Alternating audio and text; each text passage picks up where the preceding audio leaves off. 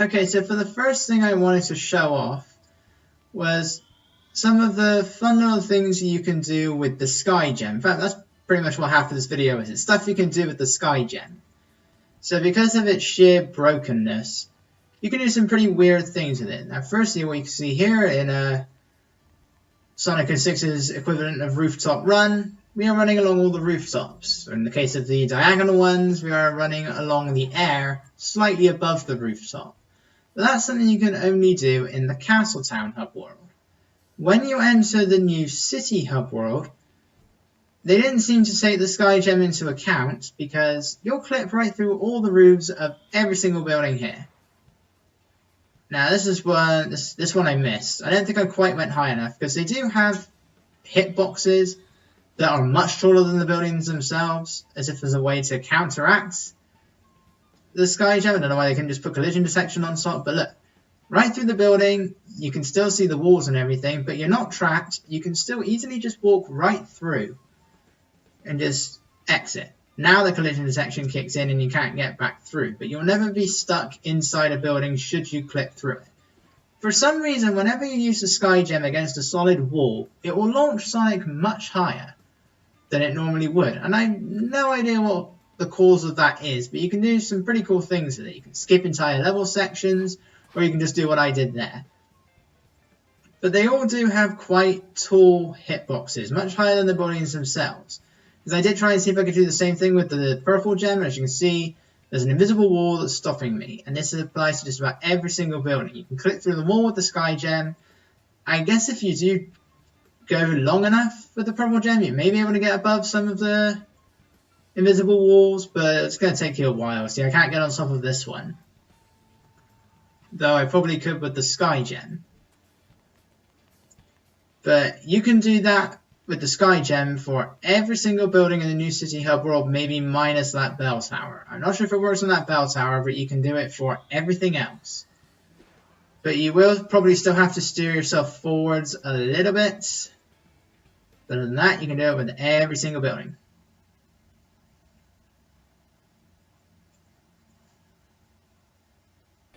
Now another thing you can do with the Sky Gem is suicide. Now obviously really you could just do this absolutely anywhere. I could just go over to the water right now. Use the Sky Gem and hope maybe it'll land in the water. It depends. Usually it doesn't work if it hits. Usually it only works if the grapple thing hits something. I'm not sure if it would count as hitting anything, but you can see there I was trying to spin dash into the wall. If you're able to do that with the right timing, you'll launch Sonic so high he crosses the dead zone and he dies. But it's very tricky to do, and I did that for about 15 minutes and that was the closest I could get. But it did unload most of the map. So, to make up for that, we are instead going to take Sonic into space by using this crate. So for those of you who have ever seen Blaze Hedgehog, Sonic the Hedgehog is a bad game and here's why. May be familiar with this. If you jump on top of one of these crates and continue to do the leg sweep, the crate can start just randomly rising. Exactly what you need to do can be quite tricky because I did spend quite a few minutes trying to get one of these in the air. They either don't go in the right direction or Sonic will do a spin dash instead, even though I'm only tapping the button. But look at the level. I mean, you can still see where the hub world is down there, but I have no idea what's going on the screen there. I think it's just trying to load the wallpaper in or something like that. Sonic does move a little bit when he's on that crate because he's not. I just narrowly missed the hub world. You see the map loads in and then everything else does. But I just missed. But it is possible for Sonic to just land back on solid ground and be absolutely fine. But I don't know where the crate goes. It just seems to disappear. And since you have to keep doing the leg sweep, you'll most likely do what I did and accidentally go into your bouncer sack, where you can't really maneuver yourself in the air. But you can't really die when you use that technique, unlike when you use the Sky Gem followed by a spin dash.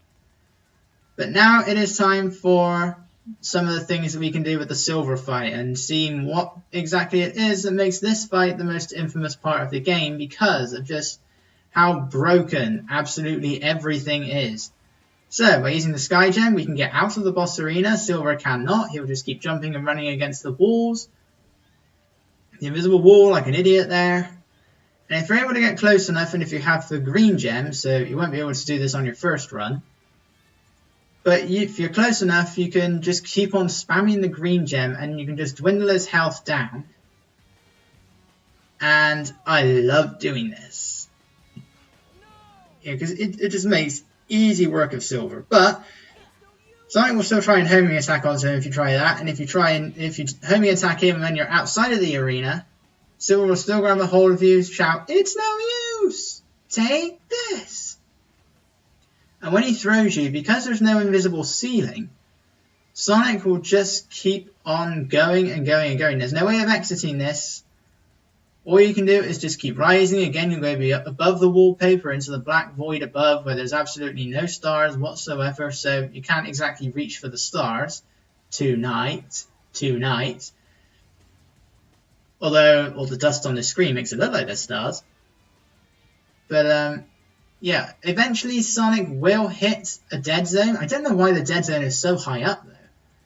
That's a bit that puzzles me, because whenever you do the spin dash with the Sky Gem against the walls in New City, you'll die really quickly. I mean, you'll be launched in the air super fast, but you die a lot faster. Here, you just keep going and going and going, and eventually Sonic will die, regardless of how many rings you have. And he'll just begin falling, and that'll be it. You'll start the boss again, and if you have that was your last life, you'll be sent back to the menu. And there we go, Sonic does eventually die. And now for the most infamous part of the fight. So, if you can get Sonic between a building and Silver, once Silver has damaged Sonic, Sonic will recover, and the instant Sonic recovers, Silver will grab a hold of him again. Now, every single time that Sonic gets thrown against the building, one of his rings will phase through the building, and then it will quickly make its way back. It's like the collision section of the building is pushing the ring back through, and it will always go back to Sonic. This means that Sonic will never actually die, because he keeps collecting that one ring again and again.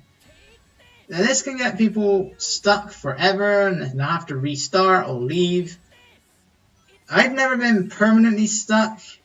I once thought I was, but I did do that on purpose. But I did once think I was stuck, but after a few minutes, Sonic would just got chucked to the left for some reason, like he did a moment ago. And eventually, if you get stuck here, you will eventually clip through the wall, the invisible wall like that. And as you see, there's no bridge. Only certain things in the hub world have loaded. The only tables and chairs and barrels are in the boss arena. There's no people, no bridges, only a few buildings. A lot of it isn't here, so you've got to be careful where you maneuver yourself around, otherwise you might just walk right over the edge. Look, you can see where everything would be, but it isn't here. And all the water around this bell tower, I can still walk around it. It still gimps my jump, but you can't actually see it. And the roof of that building, you can still see the diagonal parts of it you can run along, but the rest of the building is not there. But its shadow is still there. You can still see all their shadows. And apparently these buildings are built on the water. We must be in Venice. I think that is what inspired Soleon. It is very much like Venice. You even have all of those guys on the boats. And with all of the accordions and everything they use for Castle Town's music, I'm pretty sure Venice was the main inspiration for it. And Silver is still stuck. He can't get out. I think he does follow Sonic though. Like if Sonic is all the way at the other side of the hub world, Silver will try and run at him there. I'm only guessing, because obviously I can't see him, but I think it's a safe assumption. But if Silver does keep on doing, gets you stuck within the wall for a long time, his "it's no use" quotes will eventually become out of sync with his attacks. So he might say, "Take this." He'll throw you, grab you, and then a few seconds later he'll say, "It's no use," immediately followed by him throwing you. And once you get injured, he will then say, "Take this." So it will eventually become out of sync. Now this is where I was trying to get Silver out of the boss arena. I didn't make it, so I tried to get back in, and by complete accident, I discovered that you can't get back in because of the invisible ceiling. The only input I'm doing here is maneuvering Sonic left and right. He moves forwards automatically. He's stuck in his jumping position. I'm sure it's possible to get back on top of the buildings, but I was having too much fun because that was by complete accident that I discovered that. I mean, you get a very brief glimpse of me doing it the first time I tried to get out. but it's like incredibly quick, so I didn't really notice it.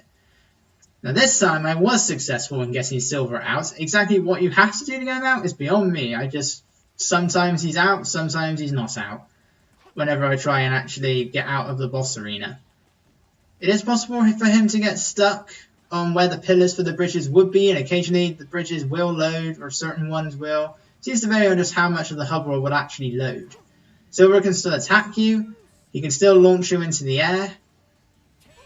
And I got hit by something there. I'm guessing it was one of the pillars on the bridge. I don't know why I get stuck on here. Like, what hit me there? I have no idea what hits me there, but this time Silver does kill me. And I fall into the water as well, so twice the death. But, in addition to that, we can also do a number of things when we're playing as Silver. Well, not a number of things, I'm actually only trying one thing here. Now, in general, despite how annoying it is in the actual fight when you're against Silver during Sonic's story and Shadow's story, when you're playing as Silver you can't grab and throw the characters. You can't perform the It's No Use attack. You can grab them, but the moment you try and throw them, they'll just jump, as if Silver never actually grabbed them at all.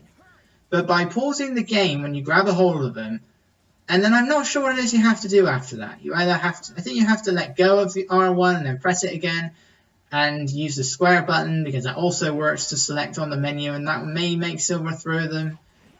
I'm not exactly sure. I've done it a couple of times, but I've never really been all that successful, because I'm probably doing something wrong. But it is possible to do, and if you do manage to throw either Sonic or Silver against a wall, you will damage them. But I don't know why we can only perform that attack via a glitch. It's the only way you can throw them. You can still throw them if you're doing it in multiplayer. You know, either to help someone get across a pit or just because you want to annoy them. You can even have Silver throw someone into space in multiplayer. I think I was successful with doing it there. I was either successful or the objects all hit Sonic, because he definitely got damaged, but for some reason he also completely vanished. He does eventually come back, but I have no idea where Sonic actually went. And there he is.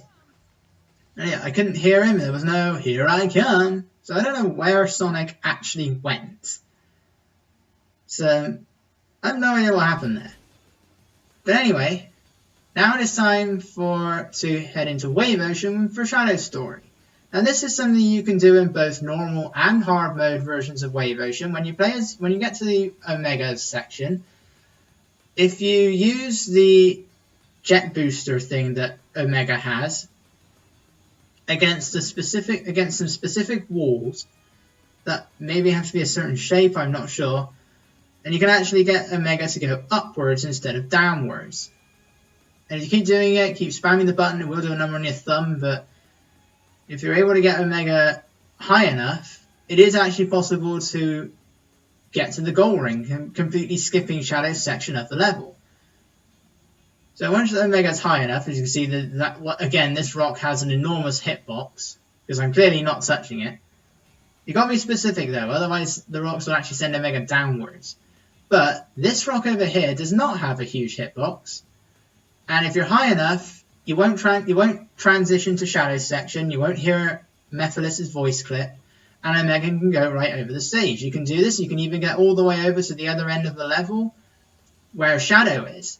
And you'll see everything's there, you can fight the enemies, the vehicles are there. I don't know if Shadow will be there in his T-pose or not, but you'll even hear Shadow's voice clips. But you can also just go for the goal ring as Omega. And that's the only way you can hear his D-rank quick, because you'll never hear the D-rank in the Mephiles fight. So that's the only way you can ever hear what Omega says when he does his D-rank, when he gets a D-rank. But the final thing I want to show off were the other menus in the game. So we have our gold medal collection, there's 175 in all. 5 gold medals per stage, 1 for beating it, 1 for beating it with an S rank, 1 for collecting all the silver medals, 1 for beating hard mode, and 1 for beating hard mode with an S rank.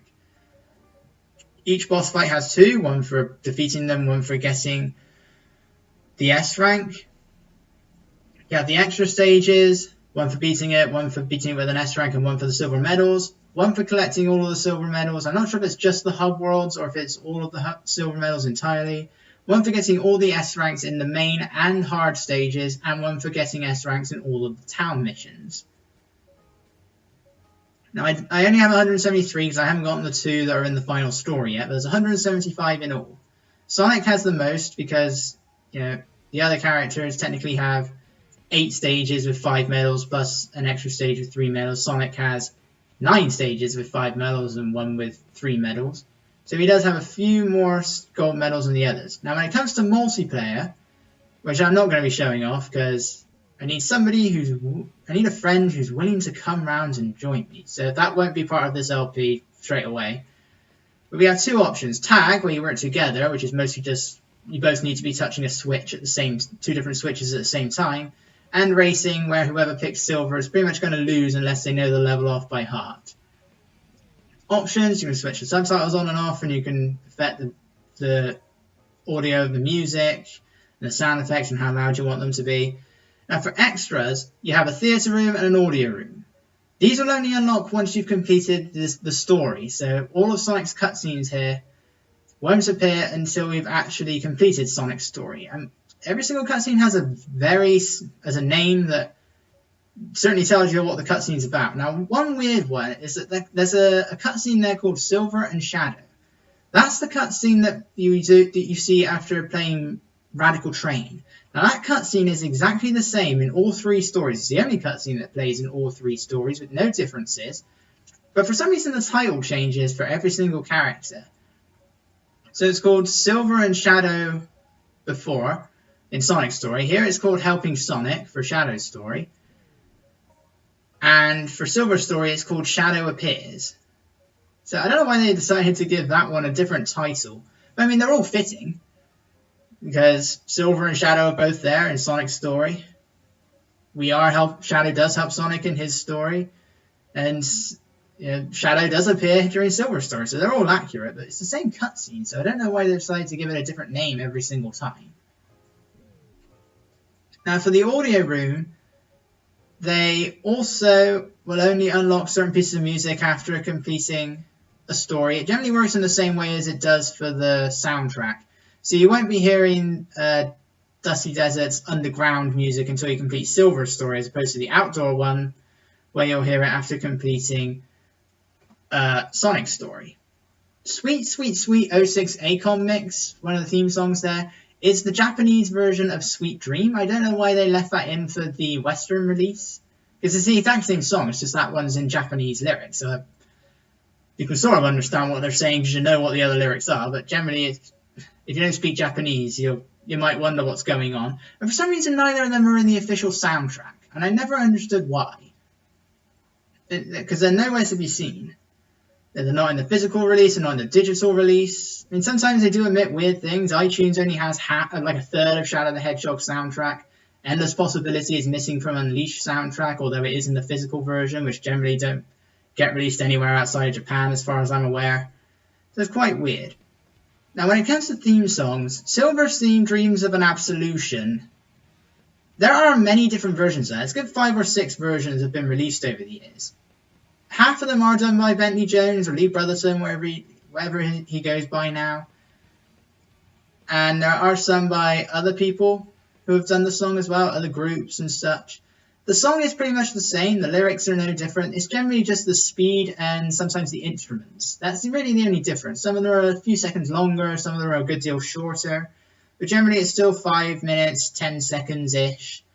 So there's really no point in having you guys listen to the song again and again when there's really not that much difference. Other than the speed of the song. His World, on the other hand, have 4 versions of that exist. One in the game, one performed in 2008 by Bentley Jones at the London Summer of Sonic event where he did like a ballad version.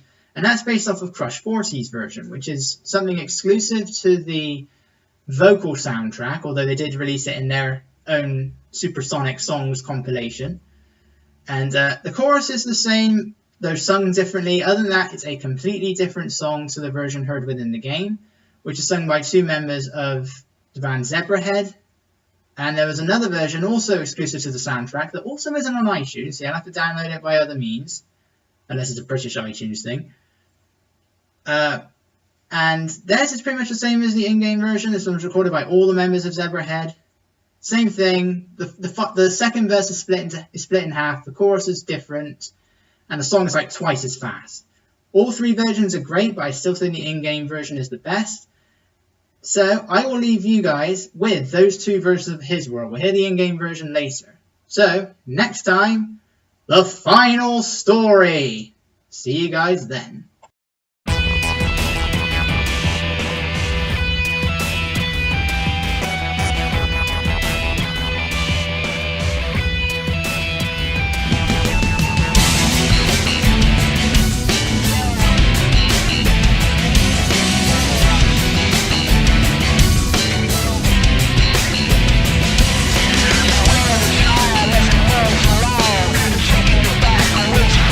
Strong, like the rush of the wind.